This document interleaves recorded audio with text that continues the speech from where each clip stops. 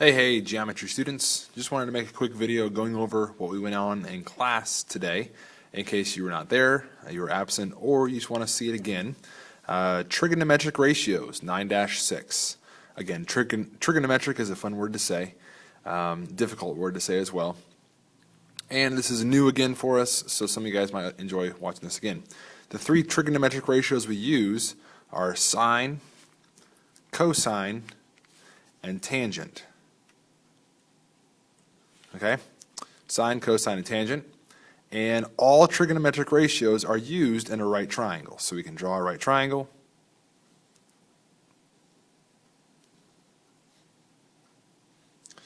And when I'm on a right triangle, I always have an angle that I'm at. Okay, I consider that to be my reference point. And I put myself at that angle. I draw myself there. Okay? I'm going to call this angle A, for example, today. From that angle, okay, there's three sides of this triangle. The hypotenuse is always the hypotenuse. It doesn't change. Okay? But then from there, I've got a leg that's across from my angle. I call it the opposite leg. And then the leg that's right next to me that I'm actually touching is called my adjacent leg. Think back, we have adjacent angles, okay, they touch each other, they share a line. So adjacent leg, it touches each other, and I share this side, this line, with the angle that I'm using. Okay? The trigonometric ratios that are created then from angle A, I have sine, cosine, and tangent. They're abbreviated SIN of A. The cosine is COS, and the tangent is TAN. On your calculator, you'll see them written like that. The sine, the ratio is always the opposite over hypotenuse. So OPP over HYP is what I write. The cosine is always the adjacent over hypotenuse. And the tangent is always the opposite over adjacent. Okay, it's very important that we understand those things and we know those ratios. Okay, and to help us know those ratios, we have our friend SOHCAHTOA. So we wrote this in class, SOHCAHTOA.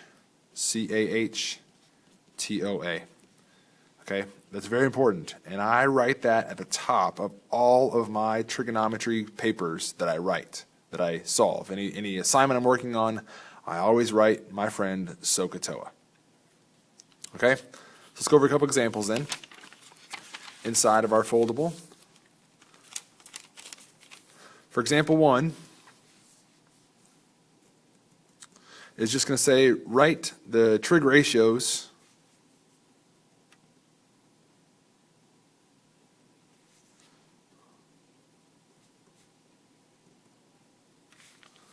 write trig ratios.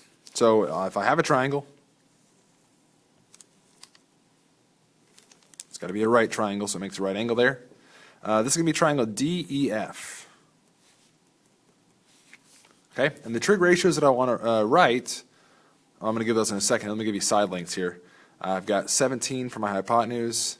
I've got 8 over here, and then 15 on the bottom. Okay, the trig ratios I want to write are the sine of D, the cosine of D, and the tangent of D. So this is just practice writing the ratios, writing these things as a ratio.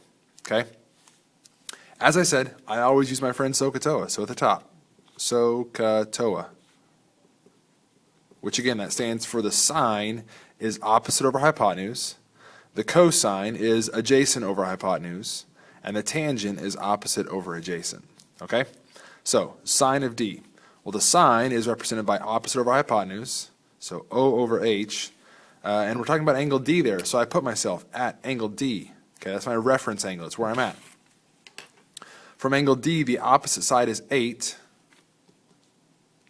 and the hypotenuse is always 17, that doesn't change. So the sine of D is 8 over 17. Cosine is represented by adjacent over hypotenuse. So A over H.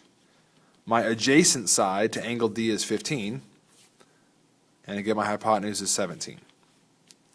Tangent is represented by opposite over adjacent. So my opposite side of angle D is 8. And my adjacent side is 15. Now, one word of note here. If I'm talking about angle E, my sine, cosine, and tangent of angle E, my opposite side of angle E is now 15, and my adjacent side is 8. So it really does matter what angle you put yourself at. Okay? You cannot put yourself at angle F because angle F creates the opposite side as 17, and 17 is a hypotenuse. The hypotenuse can never be the opposite or the adjacent side. So we only do trig from either angle E or angle D. Put yourself there and write the trig ratios. Okay? The next part, example 2, uses our calculator, and it says find the value. Find the value of the following. All right, and I'm going to find the value of the sine of 56 degrees, the cosine of 10 degrees, and the tangent of 25 degrees. Now, very, very important. Anytime you use a calculator to evaluate these, which you don't know this by off the top of your head, you can't memorize this, but anytime you do this, your calculator must be in degree mode.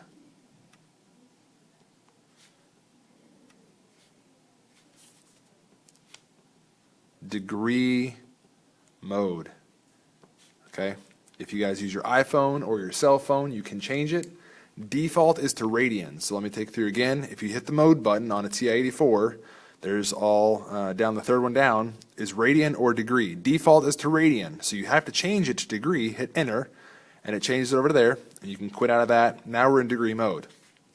So if I want to find the sine of 56, I can simply hit the sine button and then 56. Close the parentheses because it opened the parentheses, and I get that. Let me also type in my other ones here, cosine of 10 and the tangent of 25. So I'm putting all three of those in, okay? Now, whenever we do this in the calculator, we always need to round to 4 decimal places. That will be the 10,000ths place. So 4 decimal places is necessary. You can see them there. I'm going to copy them down. Okay, so the sine of 56 was 0.8290. Cosine of 10 was 0.9848. The tangent of 25 was 0.4663. Okay, I want you to practice this sum too.